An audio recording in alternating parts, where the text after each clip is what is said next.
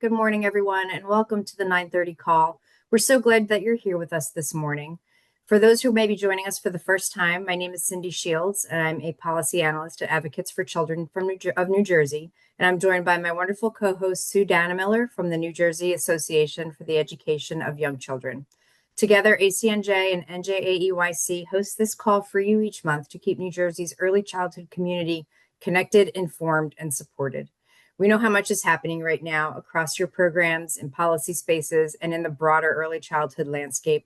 And our goal is to make this hour worth your precious time by bringing you timely information, practical resources, and opportunities to stay engaged to the issues that impact your work every day. We are excited to tell you that we have revamped our format for the call to place more of a focus on issues that impact childcare providers every day. Today, we'll share less about federal, state, and legislative issues and more about you in a section called Provider Pulse. We will continue to have guest speakers to share relevant information, but then we will turn the focus to you and your daily work.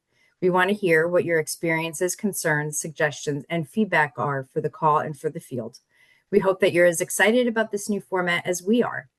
Now, I'm excited to welcome Colleen Hicks from the Office of Child Care and Kara Roche, Executive Director of the New Jersey Workforce Registry, who will be walking us through how to use the Career Lattice and Professional Development Plan tool to support your staff's professional growth and development. This is such an important topic as programs continue to invest in workforce development and retention. As always, thank you for starting your Monday with us and for the incredible work you do on behalf of New Jersey's children, families, and the early childhood workforce every day. With that, I'll turn it over to Colleen and Kara to get us started. Hi, everyone. Good morning. Thank you, Cindy, for that wonderful introduction. And it's so nice to be with you all again this Monday morning. I feel like I was with many of you all just on Friday. So at the NJ Leadership Conference. So I'm so glad to be here with you again. So good morning, everyone. As Cindy mentioned, today we're going to talk about a little bit more about the Career Lattice and the professional development plan that we have available as resources and tools in NJCCIS. As you can imagine, at DFD, we spend a lot of time thinking about the quality of early childhood programs and what it really takes to build a strong workforce. We know that high quality experiences for children depend on knowledgeable, skilled, supported professionals, and that workforce development doesn't happen through a single initiative or a single resource. Instead, it really requires a coordinated system of supports that helps educators enter the field, grow in their knowledge over time, advance in their careers, and remain engaged in the profession over time. So that is why New Jersey has invested in a variety of workforce supports, including scholarships, apprenticeship opportunities, professional development, Grow NJ Kids, the New Jersey Workforce Registry. And each of these serves a different purpose, and they're all connected and intended to work together to support both professional growth and program quality. So as I mentioned, two important pieces of our kind of larger system of quality are the New Jersey Career Lattice and the Professional Development Plan tool within NJCCIS. The Career Lattice really helps individuals understand where they are in their professional journey and identify pathways for advancement, while the Professional Development Plan helps individuals set goals and create a roadmap for continued growth. So together, working together, these resources can help educators make informed choices about training, credentials, higher education, and other opportunities that are available to them. So with that said, today, Kara Roche from the New Jersey Workforce Registry will provide an overview of both tools and share how they can be used with educators, program leaders, and others, including yourselves, across the early childhood community to support professional growth and workforce development. So with that, I will hand it over to Kara. Thank you for being here. Perfect. Thank you, Colleen. And can you see my screen? Yes. Yes. Okay, awesome.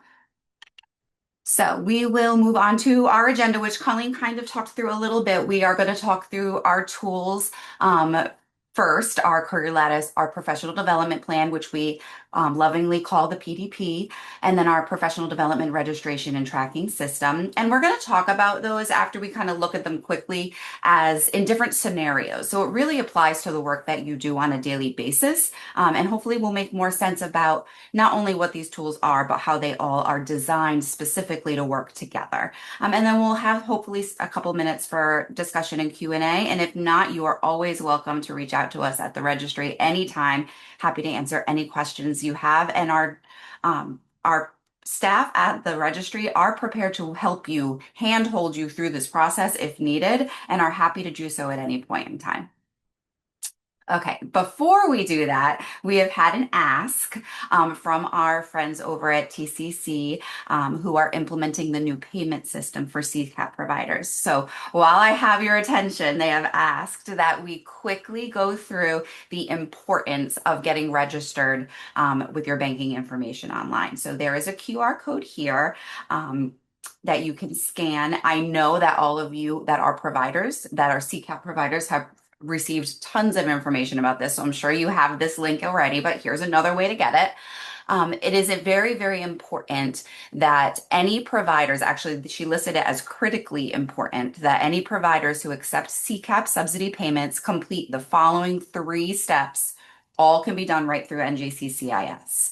The first step is to register their banking information with Tyler Technologies. The second is to ensure the program name and TIN number in NJCCIS is accurate and matches exactly what the IRS has for your bank, for your name and TIN number. And then uploading a correct W-9 into the NJCCIS filing cabinet. It's essential that the info on the W-9 also matches what the IRS has, which is very similar to what you're used to when you're doing our scholarships or anything like that. We just need to make sure everything matches. That way we don't have any problems at the end of the year. So this was just asked to be communicated to all of you because it is critically important at the moment that you do this if you are a CCAP provider.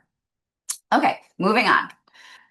So first, we're going to talk about our Career Lattice. And like Colleen said, this is a tool that has been created to help us identify levels within our careers. And not everyone has the goal for the same level. The Career Lattice is not something that everyone is looking to achieve a stair-step motion to the top. Your level on the lattice is your level on the lattice, and what your goals are your goals. So what we look to do is provide you this tool to identify where you'd like to be or where you are currently. And then we're also going to provide other tools to help you identify those goals. So for the Career Lattice, this is just a quick, we're not going to get into any details, but just how to get there on NJCCIS.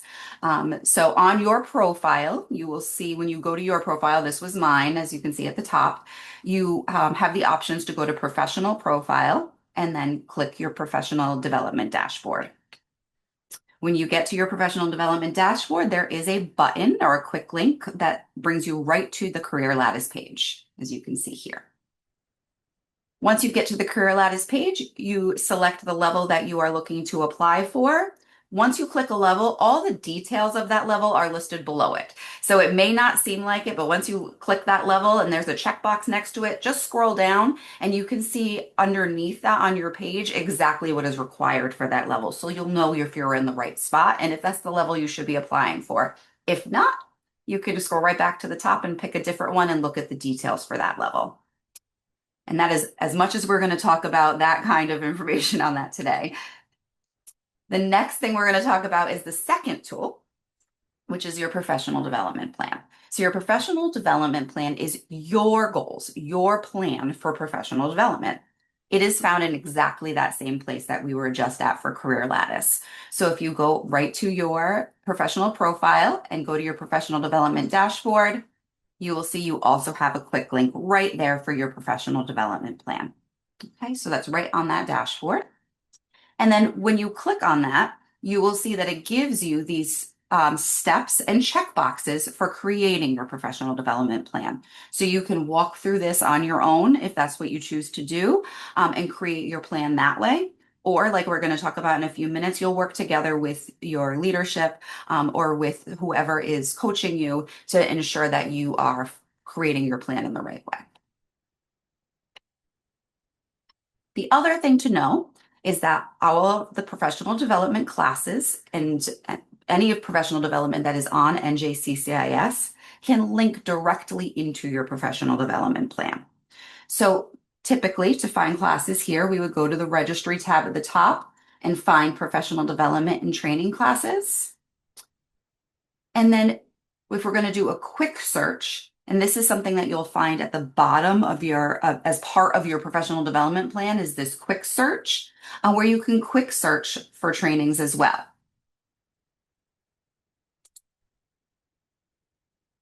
Important to know is once you have your professional development on NJCCIS, there's a way that you can recommend these trainings to other people. So this is more for if you're supporting staff, or for staff, for you to know if you have people supporting you, that they are able to do this within the system. So we're able to recommend either goals that are specific to that person, or we can recommend specific classes that are for a reason for that person. And we'll talk about that again in a minute. So it's important for you to know that this is available here for if you're helping someone with their plan because you are their supervisor, or if you are a TA specialist or anything that where you support another person in this work, you have the ability to make these types of recommendations and they go right onto their plan as recommended activities. So the first thing we're going to talk about for scenarios is our newly hired teacher assistant. So for this person, this is that teacher assistant that is either that directly out of high school, no experience, they have a high school diploma, and you are just starting with them at their orientation or their first day with you. That's when we would hope that you would introduce the career lattice, the PDP, and the professional development for that person. This would be the time that you could set those initial goals and identify with them where they are on that career lattice and then where they want to be. So that way we're being very intentional about our goals with this person right from the start. So with this person, it would be very simple. It would be showing them where their career lattice was. They could apply for that first level of the career lattice. And then you would set goals with them based on where they have communicated to you that they would like to be on that career lattice. And you're going to set those goals with them intentionally. And then you have the ability to go into the system after that and make those recommendations as time goes on. So as you get to know this person and you get to see that their goals are going to change and shift, we know that person that goes into that toddler classroom thinking they're going to be a toddler teacher, and then they realize they're really not a toddler teacher and we need to change their goals. We can do that within the system and we can make those recommendations to make sure that they are taking the right professional development and following the right path. The next person we're going to talk about is that preschool teacher that you have had for the last 15 years. However, they have a high school diploma. So where they fall in the career lattice may not be where they necessarily want to be. They might have some educational goals now that they see that career lattice and are say, you know, I've got this experience, so I can be advanced on the career lattice, but I want to improve my education so I can move up even further. This is the person that you would have that conversation with during either their yearly review to start, or if you have weekly, monthly check-ins with your staff, these would be the times that we would have these conversations to discuss their current level, make sure they've applied for career lattice, ensure that they're where they want to be and have those conversations around what their goals are. And then we would use that PDP to ensure that the goals they have in the system reflect the goals that they're telling you. And then you can use that to make those recommendations for them within the system. For this person and for other staff within your program, a good thing to know as well is there are times that you might want your entire staff to take a training. This person may introduce something to you that, you know what, this is a goal that everybody could work on. And that's something you can do as well, is make that recommendation for your entire staff so you know that your entire staff has taken that training. Another time that this could be used for this teacher or any other person within your program is when things are found that aren't right. Somebody comes in and then there is a problem within a classroom. This could be the time that you could use that PDP recommendation for professional development as a requirement. You can put it in there as, because we have noticed these things, we are requiring you to take this training, and put it in there in that way.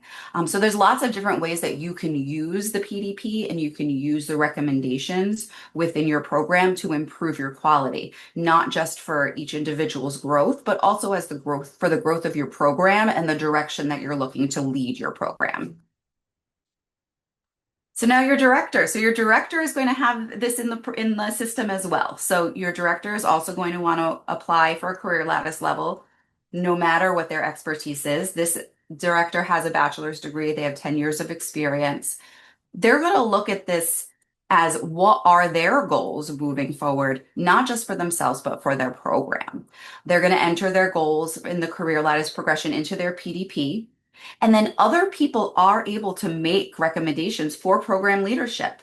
So TAS and other supports actually have the ability to go into the system and make those professional development recommendations as well.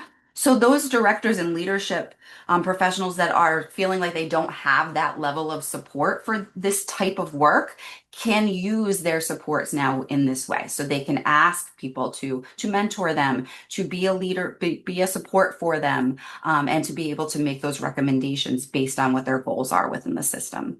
They can also make these recommendations for goals for themselves if they don't have that person in their life that can make the recommendations for them. I'm sure you could certainly reach out to us and we could help you find someone that could help you with that. But also you can make recommendations for yourself, and remember that you want to take those courses in the future as part of your professional development.